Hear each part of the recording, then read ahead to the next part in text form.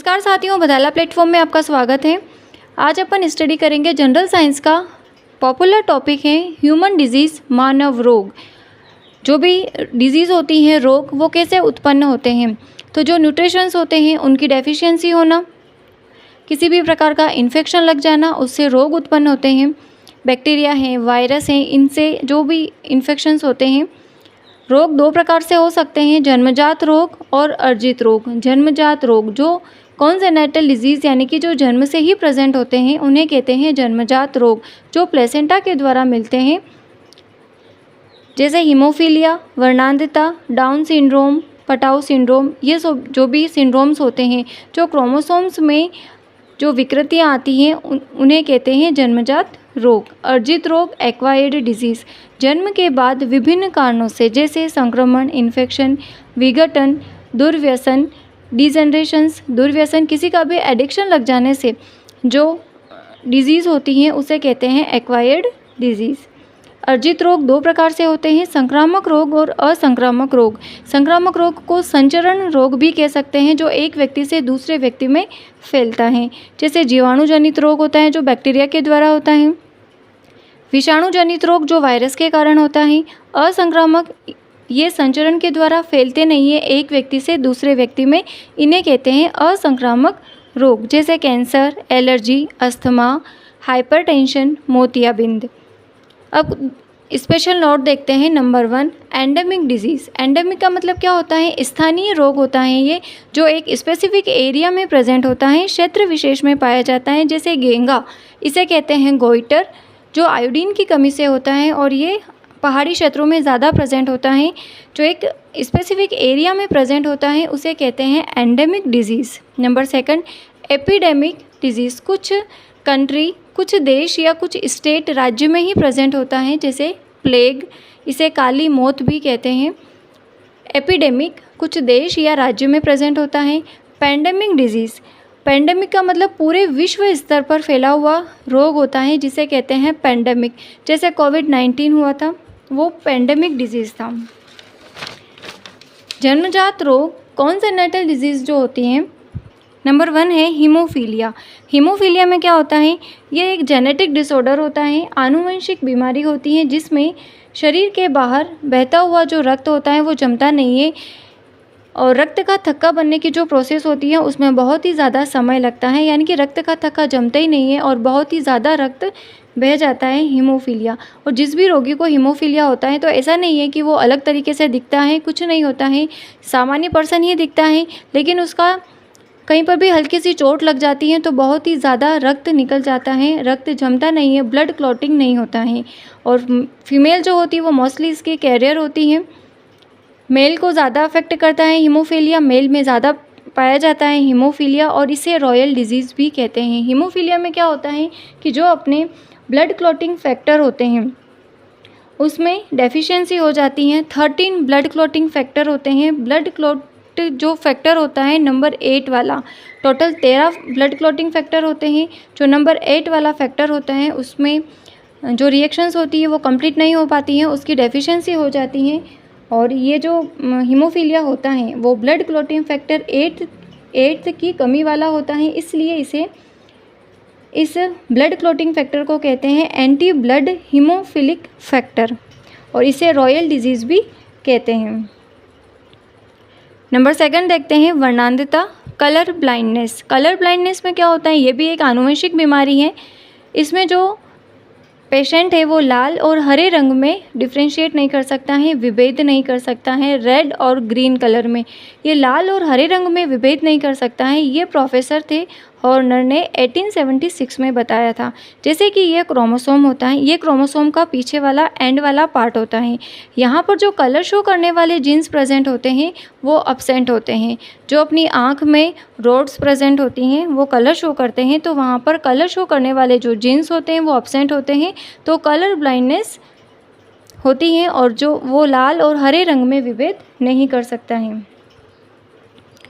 Number 3, गुणसूत्रीय विकृतियाँ। जो chromosomal अब्रेशंस होते हैं वो किसके कारण होते हैं? जैसे मेल और फीमेल हैं, तो मेल में क्रोमोसोम्स होते हैं 44 + XY और फीमेल में होते हैं 44 + एक्स, ये जो होते हैं एक्स वाई, ये एक्स एक्स ऑटोसोम्स होते हैं या इन्हें सेक्स क्रोमोसोम भी कहते हैं। तो इनमें जो विकृतियां प्रेजेंट होती हैं, इनमें क्या असामान्यता होती है जिसके कारण कौन कौन से रोग होते हैं। तो नंबर 1 देखते हैं डाउन सिंड्रोम।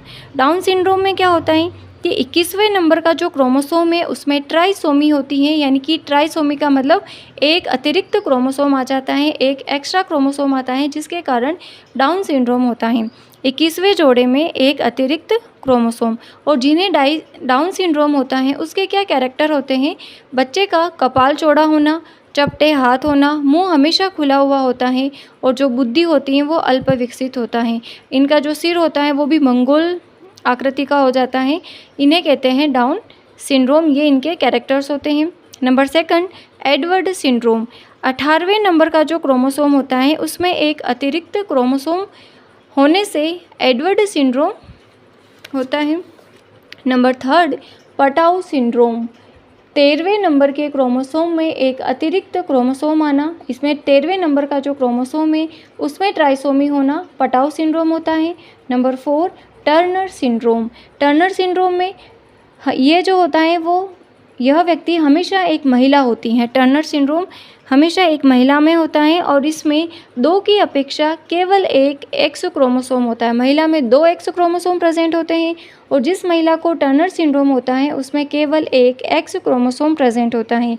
इसमें क्रोमोसोम की जो संख्या होती है वो 45 होती है। टोटल 46 क्रोमोसोम होते हैं, 23 पेयर्स में प्रेजेंट होते हैं।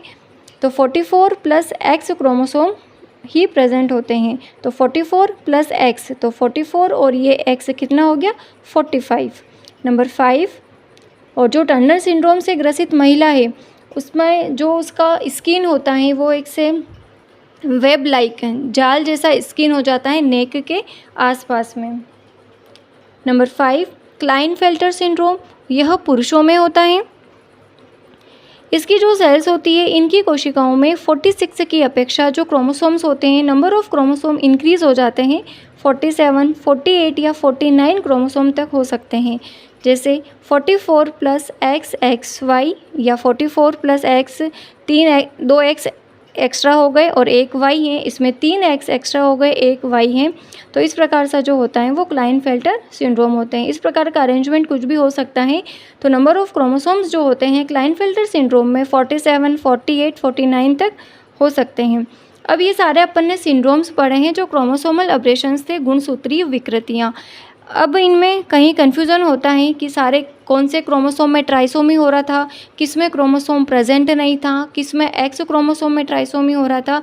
तो ये अपन स्टडी अच्छे से याद रखने के लिए एक ट्रिक यूज़ करते हैं। जैसे पूरे शहर का जो कंट्रोल करते हैं वो डिप्टी कलेक्टर करते हैं, कलेक्टर ही करते हैं, शहर का ध्यान कलेक्टर ही रखते हैं। तो अपन बना सकते हैं एक ट्रिक, जैसे डिप्टी कलेक्टर। तो डी से डाउन सिंड्रोम, ई से एडवर्ड सिंड्रोम, डिप्टी प से पटाउ सिंड्रोम, ट से टर्नर सिंड्रोम, कलेक्टर्स को सी से लिखते हैं। तो इस क से सी बनेगा, सी से क्लाइनफेल्टर सिंड्रोम। अब इसका जो क्रोमोसोम था डाउन सिंड्रोम का 21वें क्रोमोसोम में ट्राइसोमी हो रही थी, इसमें 18वें और इसमें 13वें। जबकि जो टर्नर सिंड्रोम था उसमें सिर्फ एक ही एक्स क्रोमोसोम प्रेजेंट है, जबकि क्लाइनफेल्टर सिंड्रोम में एक एक्स क्रोमोसोम ज़्यादा है। जो नंबर ऑफ क्रोमोसोम है उनकी संख्या इंक्रीज़ हो रही है, 47, 48, 49 तक क्रोमोसोम हो रहे हैं। तो इसका ये अवरोही क्रम लिखा है अपन ने। अवरोही और आरोही 2 प्रकार के क्रम होते हैं, डिसेंडिंग और असेंडिंग ऑर्डर। तो ये था अवरोही क्रम, डिसेंडिंग ऑर्डर। अवरोही 4 लेटर होते हैं, 4 शब्द होते हैं अवरोही, और आरोही में 3 होते हैं। तो अपन इसमें क्या यूज़ कर रहे हैं, अवरोही क्रम यूज़ कर रहे हैं। अवरोही यानी कि 4 शब्द हैं, तो 4 में क्या हो रहा है, सबसे पहले ज़्यादा वाला नंबर आएगा, ज़्यादा से कम। तो ज़्यादा क्या है 21, 18, 13, और बाकी एक में तो सिर्फ सिर्फ एक एक्स क्रोमोसोम प्रेजेंट है और इसमें नंबर ऑफ क्रोमोसोम की संख्या जो है वो इंक्रीज़ हो रही है। तो 21, 18, 13 अवरोही क्रम है। कभी अवरोही और आरोही में भी कन्फ्यूज़न हो जाता है कि क्या होता है उसमें। तो अवरोही में 4 शब्द हैं, अवरोही तो 4 हैं, जबकि आरोही में तो 3 होते हैं। तो जिसमें 3 होते हैं तो उसमें कम नंबर पहले लिखा जाता है। अवरोही डिसेंडिंग ऑर्डर 4 शब्द हैं, तो 4 हैं तो ज़्यादा से कम। तो सबसे ज़्यादा कौन सा है? 21, 18, 13। ये अपना जो क्रोमोसोमल अब्रेशंस था वो कंप्लीट हुआ है। जो जन्मजात रोग होते हैं कौन कौन से प्रेजेंट होते हैं। तो वीडियो यूज़फुल लगी हो तो शेयर करिए, लाइक करिए और सब्सक्राइब करिए। ये जो ट्रिक वाली चीज़ है वो इसलिए यूज़ की है कि क्योंकि एग्ज़ाम में बहुत कन्फ्यूज़न हो जाता है कि 21वां क्रोमोसोम था कि 18वां क्रोमोसोम था, 13वां था कि 18वां था, इस वजह से। ओके, तो ये ध्यान में रखेंगे तो अपने जो क्वेश्चंस हैं वो गलत होने के चांसेस बहुत कम हो जाते हैं। मंजिल मिले ना मिले ये तो मुकद्दर की बात है, अपन प्रयास ही ना करें ये तो गलत बात है ना। तो वीडियो यूज़फुल लगा हो तो शेयर करिए, लाइक करिए और सब्सक्राइब करिए। Thank you for watching.